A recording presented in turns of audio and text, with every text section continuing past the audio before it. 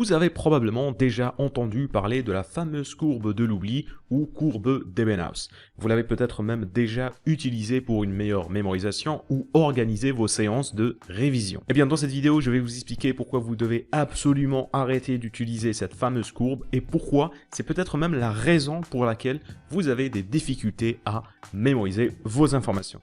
Et puis, évidemment, à la fin de la vidéo, je vais vous donner une alternative bien plus efficace.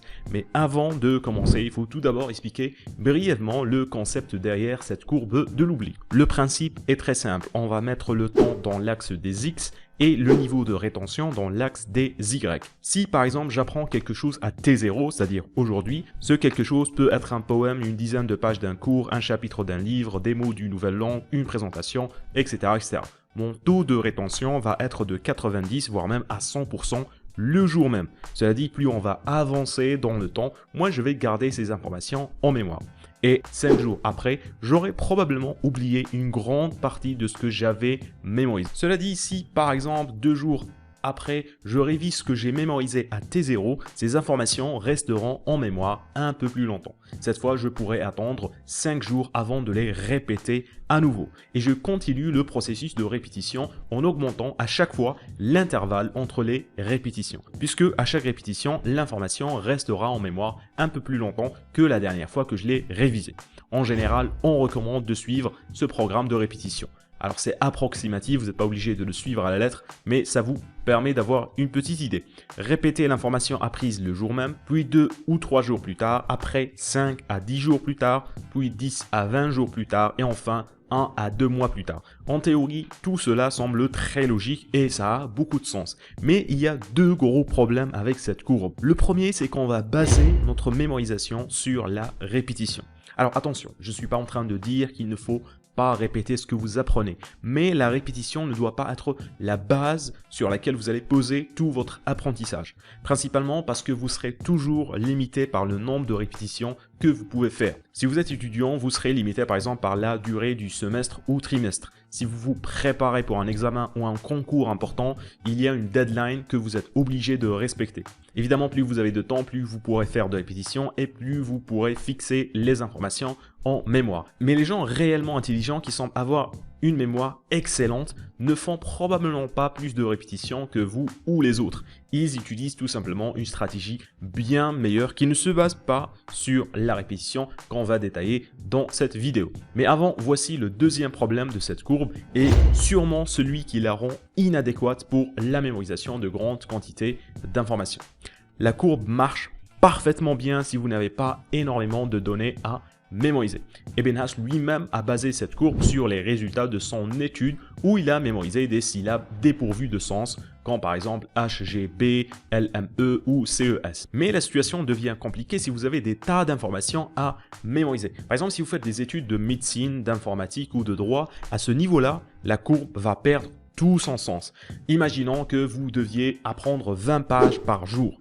Même après avoir passé une journée à les mémoriser, à T0, c'est-à-dire le jour de la mémorisation, ces 20 pages n'auront probablement pas une rétention de 100%. Le problème, c'est que non seulement à T0, la rétention est probablement à 50, voire même dans les meilleurs des cas à 70%, elle commence à diminuer comme une flèche dans les jours suivants. Et on pourrait se retrouver à un taux de rétention de 10 voire 5% en seulement 2 à 3 jours plus tard après la première mémorisation. Ce qui empire encore plus la situation, c'est que vous n'avez pas que ces 20 pages à mémoriser. Parce que à T1, un jour plus tard, vous aurez par exemple 20 nouvelles pages à mémoriser. Même chose à T2. Donc si vous faites des études compliquées, vous savez de quoi je parle ici. Et comme à chaque fois la rétention baisse excessivement et que surtout vous n'avez pas le temps de répéter ce que vous apprenez, à la fin de la semaine, vous allez vous retrouver avec des tonnes d'informations que vous avez apprises mais que vous n'avez pas mémorisées. En fait, vous aurez passé des heures à apprendre de nouvelles informations qui seront complètement oubliées.